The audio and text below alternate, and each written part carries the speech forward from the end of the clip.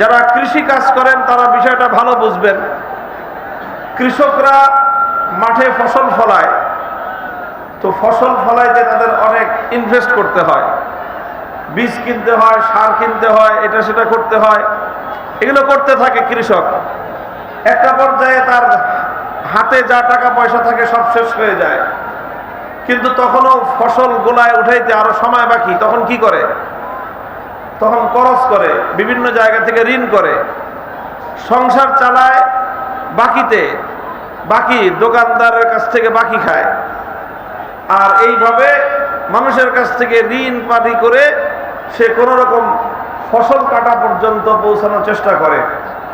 অভাব থাকে, এরপরে যখন ফসলটা কাটে তখন সেই ফসল বিক্রি করে সকলের বাকি বাটকা যা আছে ঋণ সব শোধ করে দেয়।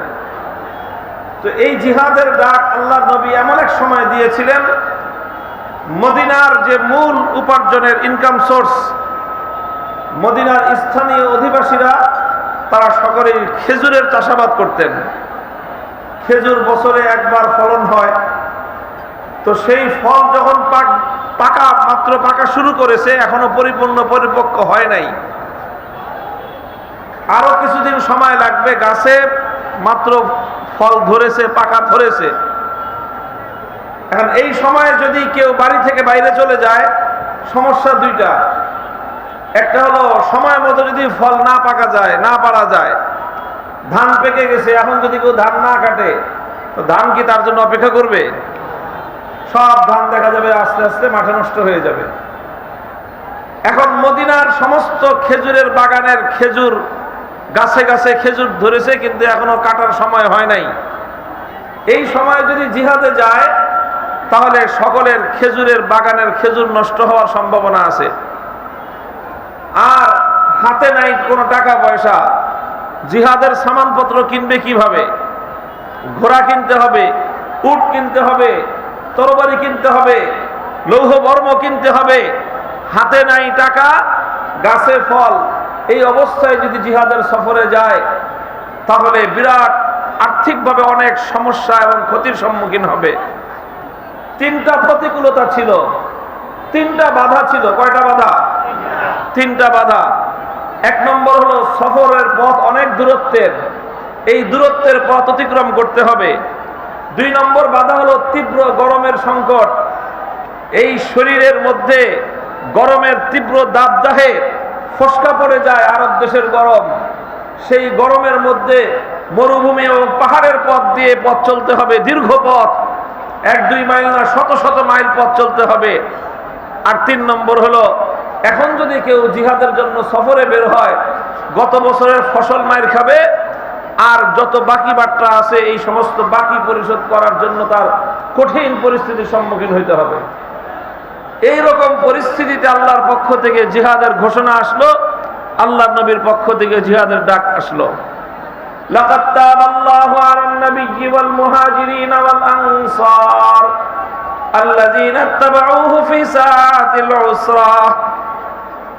এইজন্য আল্লাহ বলেছেন যে প্রতিকূলতার সময়ে যারা আল্লাহ এবং তার রাসূলের ডাকে সাড়া দিল, প্রতিকূলতার সময়ে, কঠিন সময়ে যারা আল্লাহ এবং তার রাসূলের ডাকে সাড়া দিয়েছে, আল্লাহ তাদের প্রতি অনেক বেশি অনুরক্ত হয়েছেন, তাদের প্রতি আল্লাহর সন্তুষ্টি অনেক বেশি। বুঝেন না এই কথা?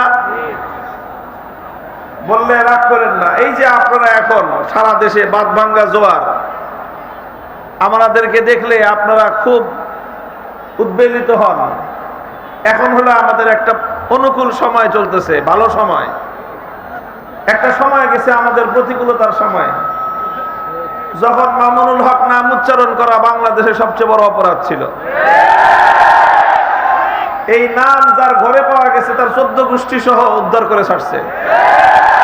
অসংখ্য মানুষ আমি জানি এমন, কারাগারে বহু যুবকের সাথে দেখা হয়েছে, স্কুলে পড়ে, কলেজে পড়ে, ইউনিভার্সিটিতে পড়ে, মাদ্রাসায় পড়ে, ধরে আনছে পুলিশ, কঠিন মামলা দিয়ে জেল হাজতে চালান করে দিয়েছে। অপরাধ কি? হুজুর অপরাধ কিছুই না। কেউ বলে যে আপনার একটা ওয়াজ শুধু ফেসবুকে শেয়ার করেছিলাম, এই। কেউ বলে যে শুধু একটা কমেন্টে আপনার নাম লিখেছিলাম, এই জন্য। এরকম কিছু মানুষ ছিল দুর্দিনে যারা উলামায়ে কেরামকে ছেড়ে যায়নি, তবে এত মানুষ ছিল না দুর্দিনে, এত মানুষ ছিল না। মনে রাখবেন, আল্লাহ পাক রব্বুল আলামিন বান্দার আমলের পরিমাপ করেন তার দুর্দিনের সময়ে, কঠিন সময়ে তার আমল কি পরিমাণ, তার সাহস কি পরিমাণ, আল্লাহর দ্বীনের জন্য তার ত্যাগ আর কোরবানি কি পরিমাণ। এই জন্য আজকে আমি বলি আপনাদেরকে, ভালো কথা, এখন আপনারা অনুকূল একটা পরিবেশে দ্বীনের মাহফিলে, কোরআনের মাহফিলে উলামায়ে কেরামের পিছনে জিন্দাবাদের স্লোগান দিচ্ছেন।